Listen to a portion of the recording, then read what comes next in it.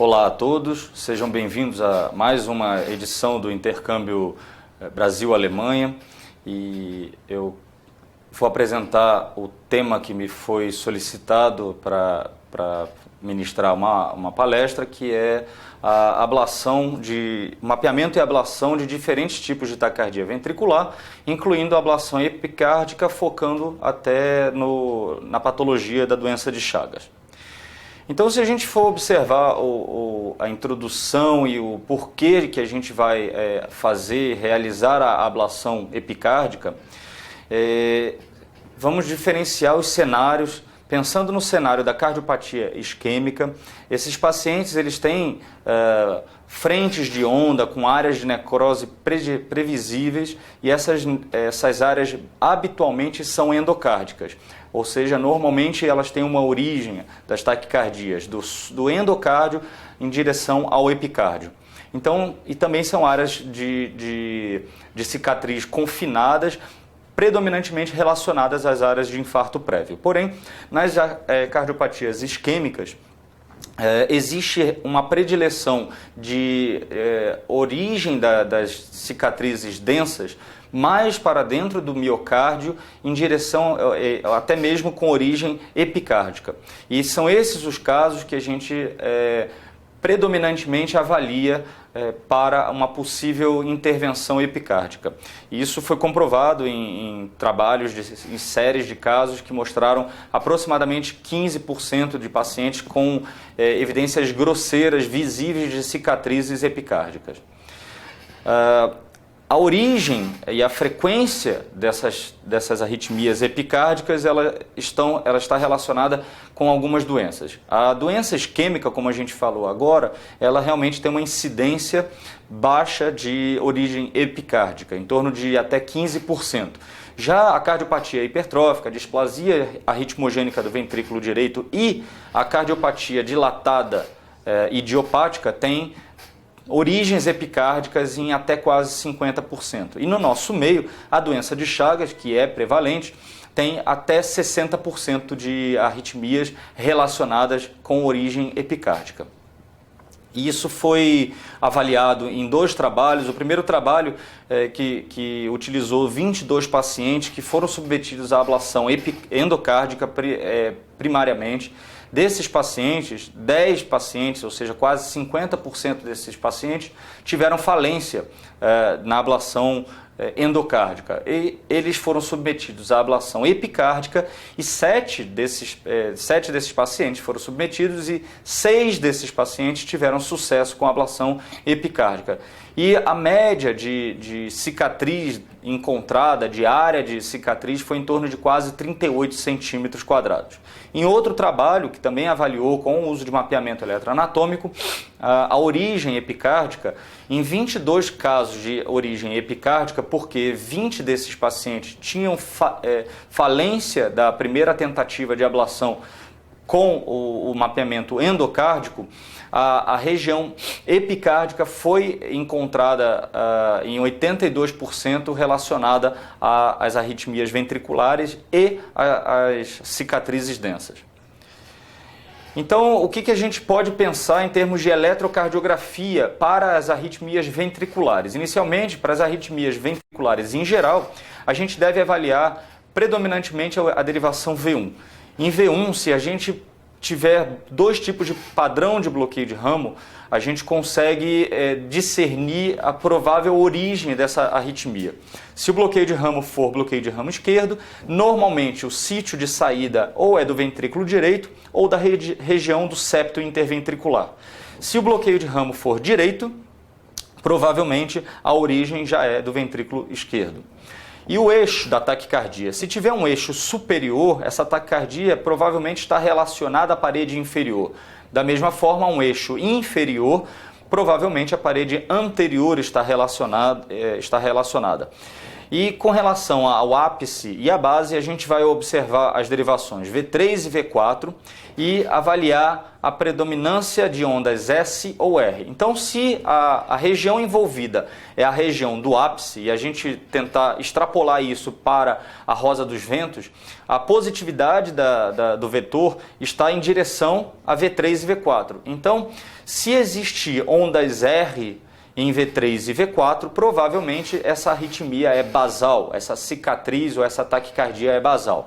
Se for ondas S dominantes, a arritmia tem origem apical. Quando a gente fala então em termos de arritmia endocárdica, origem epicárdica, perdão, a gente avalia as paredes inferiores e a derivação D1. Se a gente observar aqui nesse exemplo, um estudo realizado com estimulação para tentar reproduzir o sítio de origem epicárdico, quando a origem se dá na parede inferior, D2, D3 e AVF, que são derivações do plano inferior, vão possuir uma atividade de onda Q. E para diferenciar um pouco mais, a gente consegue observar na parede basal da parede apical com relação àqueles desvios do eixo, como a gente comentou anteriormente. E já na parede superior, não vai haver a onda Q em D2, D3 e AVF, e existe uma onda Q em D1. D1 vai estar negativo tanto na parede superior quanto na parede inferior, tendo a origem epicárdica. Porém, ele é mais profundo quando se observa a parede superior. Então, existe uma Q mais profunda em D1 na parede, quando a gente observa uma taquicardia epicárdica da parede superior do ventrículo esquerdo. Isso foi visto também, foram vistos também outros parâmetros que podem sugerir a origem epicárdica, e aqui a gente tem o pseudodelta, que foi avaliado por um trabalho grande de 2004, que seria a presença efetivamente de uma possível pré-excitação ou uma alteração na fase inicial do complexo QRS. Então, se a gente observar nos pacientes que tiveram arritmias ventriculares endocárdicas, esse delta é inexistente. Se a gente olhar no slide, no início do QRS até a parte da ascensão do complexo da onda R, o delta é zero. E nos pacientes que tiveram a falência da ablação endocárdica ou já tiveram a suspeita de uma origem epicárdica, existe um delta, ou seja, uma alteração no início do complexo QRS até efetivamente a ascensão da onda R. Aqui a gente consegue ver também na parte dos pacientes epicárdicos essa variação com uma ascensão mais alentecida, sugerindo a presença de uma pré-excitação que não é verdadeira. Além disso, a deflexão intrinsecoide, a derivação V2, quando ela tem uma deflexão intrinsecoide muito alargada, maior ou igual a 85 milissegundos, traz uma especificidade e sensibilidade mais elevadas.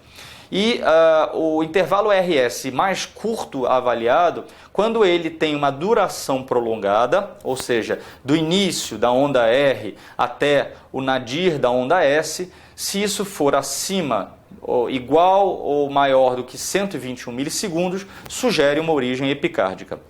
Além disso, um índice que foi sugerido a partir de 2006 e é bastante interessante de ser utilizado é o índice de deflexão máxima, que avalia exatamente o tempo até a deflexão máxima dividido pelo total de duração do QRS.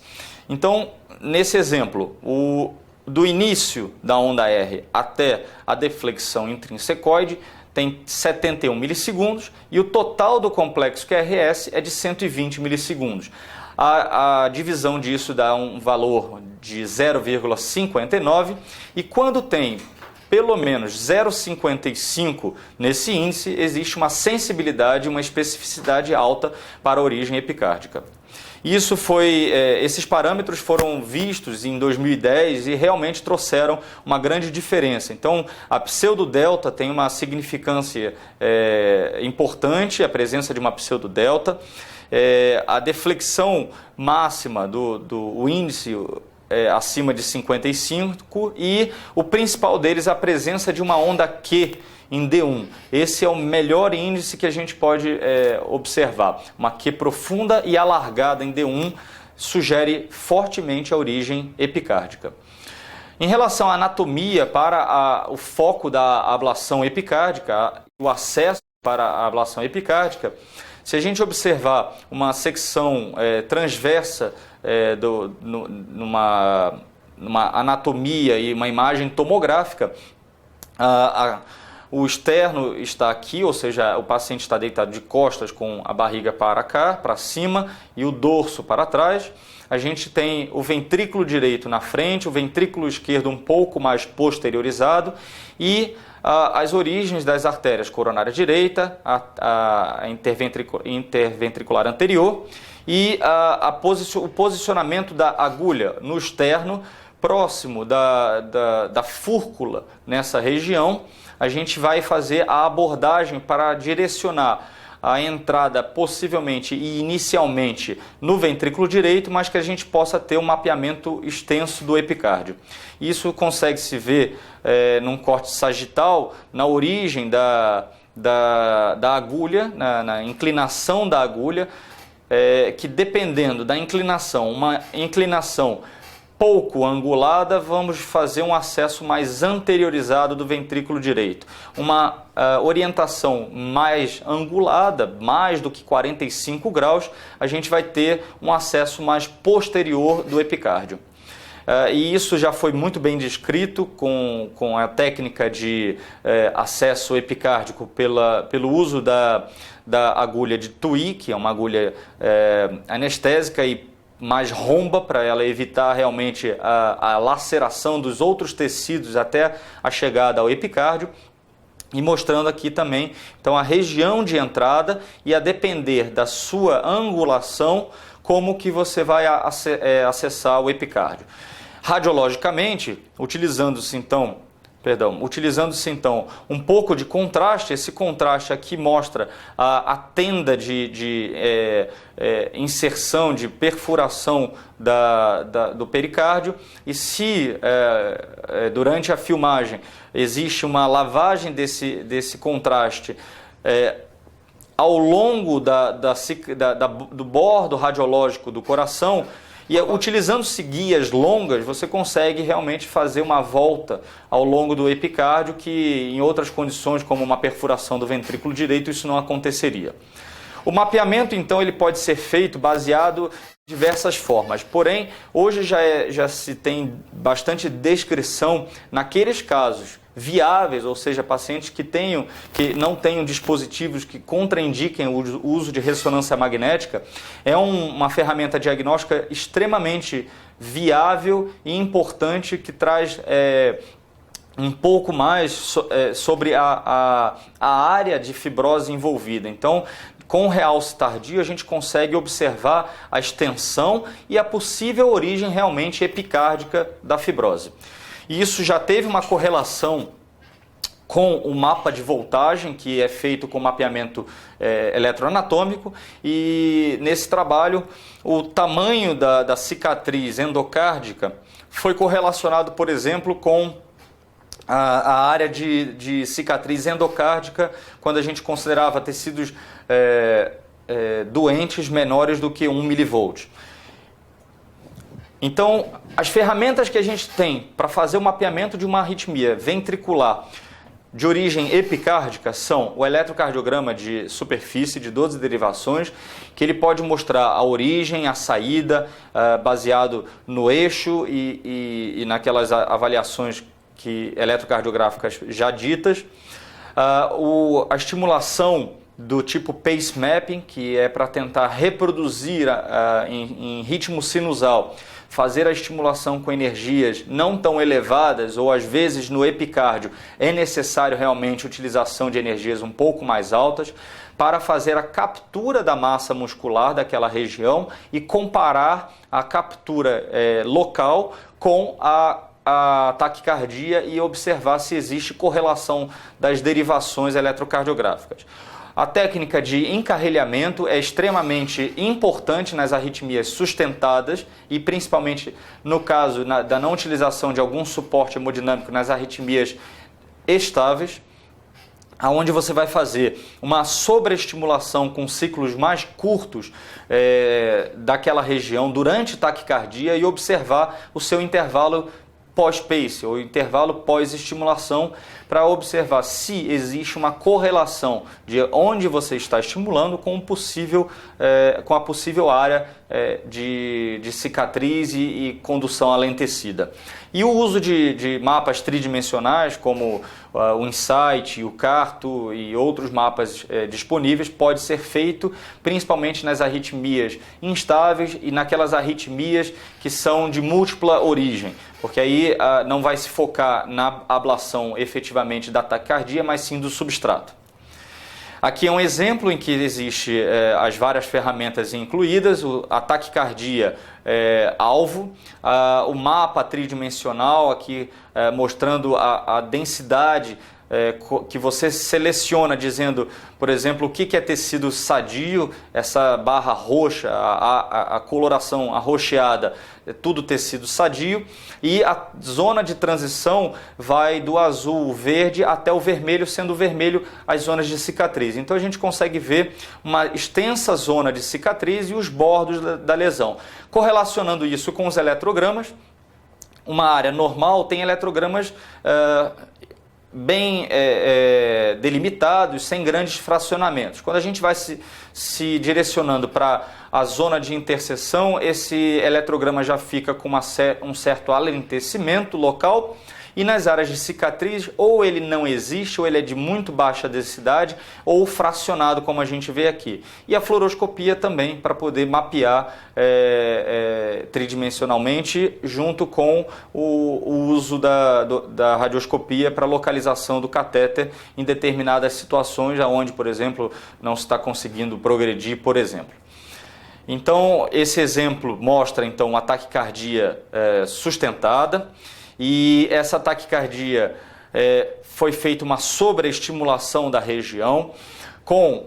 Nesse caso, a gente consegue até fazer uma correlação de pace mapping, mas aqui foi feita uma sobreestimulação com um ciclo mais curto, ou seja, mais rápido do que a taquicardia, e foi observado o intervalo pós-pace. Então, a taquicardia girando em 460, o circuito, ou seja, o intervalo pós-pace em torno de 480, estando próximo de 40 a 50 milissegundos essa diferença, você provavelmente está no circuito da taquicardia. Baseado nisso, foi feita a aplicação de radiofrequência e houve o término da taquicardia após aproximadamente 60 segundos. Então, é uma forma de demonstrar o uso das ferramentas eletrofisiológicas sem a necessidade necessária do mapeamento eletroanatômico. A ablação epicárdica pode ter algumas complicações essas diversas, sendo as mais importantes a lesão coronariana, sendo fundamental pré-ablação, pré-aplicação de radiofrequência, a realização de coronariografia para avaliar se as regiões onde vão ser feitas as aplicações de radiofrequência existe correlação com o curso de uma das artérias coronárias, ou até mesmo em determinadas localizações realizar a estimulação do catéter para ver se existe captura do nervo frênico. Essas são as principais complicações. E nesse sentido, um trabalho foi realizado para tentar eliminar ou afastar o nervo frênico, que corre muito próximo da região epicárdica e ele é muito variável, não tem um trajeto fixo, e utilizou-se o balonamento da região epicárdica para afastar o nervo frênico. Essa técnica é algo que pode ser utilizado, mas não é tão necessária. Pode-se fazer a estimulação durante a aplicação ou pré-aplicação para evitar, para ter noção se existe captura do nervo frênico. E aqui um exemplo de uma coronariopatia induzida por aplicação de radiofrequência. Então, pré-radiofrequência existia um trajeto da coronária e pós-radiofrequência houve uma oclusão da artéria coronariana, sendo necessária então uma intervenção percutânea hemodinâmica. Baseado nisso, além disso, algumas taquicardias elas são instáveis, e baseado nessa instabilidade, alguns trabalhos hoje foram feitos pensando-se em utilização de suportes hemodinâmicos. O que existe de suporte hemodinâmico hoje são o balão intraórtico, que já é utilizado há muito tempo, porém, para a eletrofisiologia, ele não trouxe grandes benefícios. O Tandem Heart, o Impella e o ECMO, que são os dispositivos mais atuais. O Tandem Heart, ele é um dispositivo que é mais grosseiro e mais difícil de ser utilizado percutaneamente.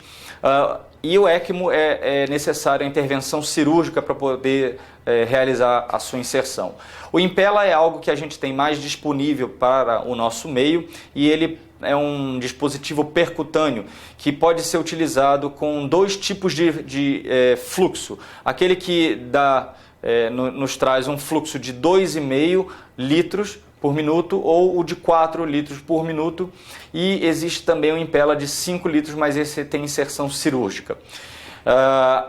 A angiografia deve ser feita, realizada pré-colocação desse dispositivo para realmente avaliar se existe alguma oclusão arterial que impeça a inserção do dispositivo, que é de razoável calibre. Existe a utilização de um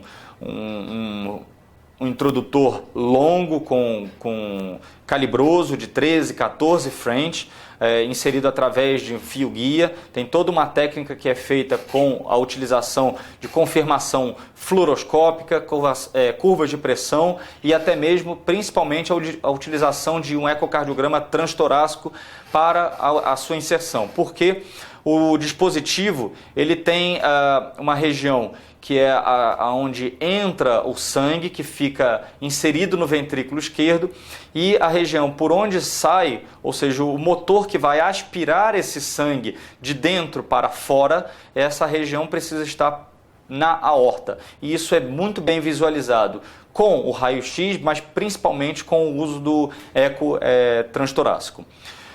Alguns trabalhos validaram a utilização do dispositivo percutâneo e esse trabalho, por exemplo, ele usou em 23 procedimentos consecutivos de 22 pacientes, pelo menos todos esses pacientes eles tinham pelo menos uma arritmia ventricular instável, ou seja, com uma pressão arterial média menor do que 45 milímetros de mercúrio.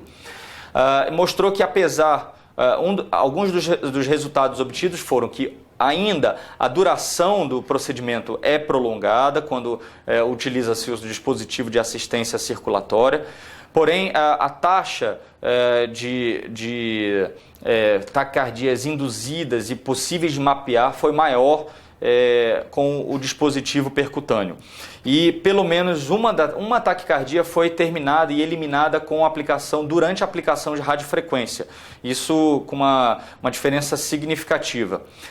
E a recorrência foi muito parecida, não foi tão diferente. Porém, em outro trabalho, com 20 pacientes consecutivos, ele avaliou também a eficácia do dispositivo em termos de queda de saturação. Então, eles utilizaram 3 ciclos de estimulação e com 500, 400 e 300 milissegundos e observaram que a saturação de oxigênio foi adequada com o uso do suporte hemodinâmico nos diversos ciclos de estimulação. Baseado nisso, os benefícios que o dispositivo pode trazer nos pacientes com arritmias instáveis, com grave disfunção ventricular, que geralmente são os casos desses pacientes, é a probabilidade e a capacidade de encarrilhamento de taquicardias anteriormente instáveis, ou seja, fazer o encarrilhamento e o mapa de ativação e não o mapa de cicatriz, ou seja, avaliar como que essa arritmia está rodando em maior número de taquicardias ventriculares, com menos lesão de órgão-alvo. Além disso, existe a possibilidade, nessas arritmias instáveis, de fazer a eliminação da taquicardia durante a taquicardia com as aplicações de radiofrequência. As complicações ainda existem, são complicações que provavelmente porque ainda precisam de estudos mais prolongados para a gente poder definir isso e possivelmente devido à curva de aprendizado, existem complicações vasculares que são descritas, acidente vascular cerebral, e para isso é fundamental uma anticoagulação grande com TCA pelo menos de 300 milissegundos. A presença de tamponamento também pode acontecer, defeitos septais iatrogênicos podem ocorrer, mas isso predominantemente com o tandem, ele é inserido após uma punção transeptal, e até mesmo existe relato de óbito com o uso dos dispositivos de assistência circulatória, mas isso possivelmente vai mudar com a curva de aprendizado. No caso de a inserção de um dispositivo de assistência circulatória que precisa necessariamente de uma anticoagulação intraprocedimento, o ideal, quando se vai fazer ou se vai acessar o pericárdio, o epicárdio, é realizar inicialmente a punção epicárdica e deixar aquele acesso pelo menos já garantido, mesmo que se vá fazer uma avaliação ou uma aplicação de radiofrequência primariamente endocárdica, porque caso contrário deve-se retirar o dispositivo de assistência circulatória, reverter a heparinização, ou seja, fica muito mais complexo. Então, para finalizar, eu quero apresentar um caso nosso de uma patologia, de uma paciente portadora de cardiopatia chagásica que foi submetida ao implante de um desfibrilador em 2010, depois de uma morte súbita abortada. Essa paciente estava em uso de amiodarona por causa de arritmia ventricular e já com doses elevadas ela estava apresentando efeitos adversos, efeitos esses da pele, com manchas na pele. Com isso e com bastante dificuldade de manejo das arritmias ventriculares, ou melhor, dessa parte de efeito colateral, foi feita uma redução do uso da amiodarona na medida de que a paciente não apresentava episódios recentes de arritmias ventriculares, avaliados pelo dispositivo. 6 meses depois, ela deu entrada com uma tempestade elétrica. Múltiplos episódios de arritmia ventriculares tratados, seja por terapias antitaquicardia, que é o ATP, e 8 terapias em 1 hora essa paciente apresentou, variando entre choque e ATP. E, além disso, ela tinha comprometimento hemodinâmico, turvação visual e pré-síncope, além de hipotensão e dor torácica. A fração de ejeção dessa paciente era de 26%. Ela foi, então, encaminhada para a ablação epicárdica, já voltada para o epicárdio baseado na patologia de base. Depois do acesso epicárdico obtido, a gente fez a inserção do Impella, que é o dispositivo de assistência circulatória. A gente conseguiu induzir inúmeras taquicardias, incluindo taquicardia polimórfica, e baseado nisso, a gente foi optado pelo mapeamento de substrato. A paciente desenvolveu durante o mapeamento e a aplicação de radiofrequência várias curvas, de alterações na curva de pressão arterial média, inclusive com achatamento dessa curva. Porém, o dispositivo, que tem um console especial, mostrava que o débito estava mantido nessa paciente, apesar da instabilidade hemodinâmica que ela podia estar apresentando. Depois da ablação, o Impella foi progressivamente retirado com auxílio de ecocardiograma para avaliar a função ventricular, e no segundo dia essa paciente teve alta hospitalar. Aqui é para observar, apesar do borramento da imagem, a gente tem a aorta contrastada, o seio coronariano que foi inserido por baixo, o catéter de seio coronariano e um outro catéter diagnóstico inserido no epicárdio, pois a gente fez a indução da taquicardia. Em outra incidência, aqui a gente já consegue ver um catéter quadripolar inserido na região do feixe de Rhis, o catéter de seio coronariano, o catéter epicárdico, os dispositivos, os eletrodos de estimulação e desfibrilação, e aqui o Impella inserido no ventrículo esquerdo com a sua região de entrada do fluxo de sangue dentro do ventrículo esquerdo, e a saída do sangue na posição da aorta. Em outra visualização, ainda assim com a imagem um pouco borrada, aqui a aorta com a região do motor e da saída da região de onde o sangue vai sair, e a via de entrada do sangue com o pigtail do impella no ventrículo esquerdo.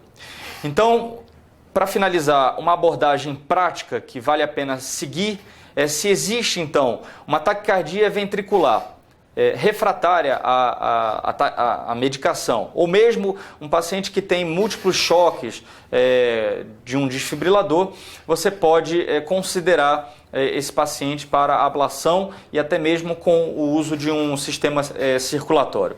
Então, se esse paciente ele for elegível para anestesia geral, tudo a depender da sua função ventricular. Se ele não for, você pode fazer o mapa de substrato, ablação através do mapa de substrato. Caso contrário, se ele tiver doença vascular arterial importante, você não deve inserir o dispositivo e fazer também a ablação de substrato. De acordo com o tipo de taquicardia clínica, você vai avaliar como que você vai fazer a abordagem.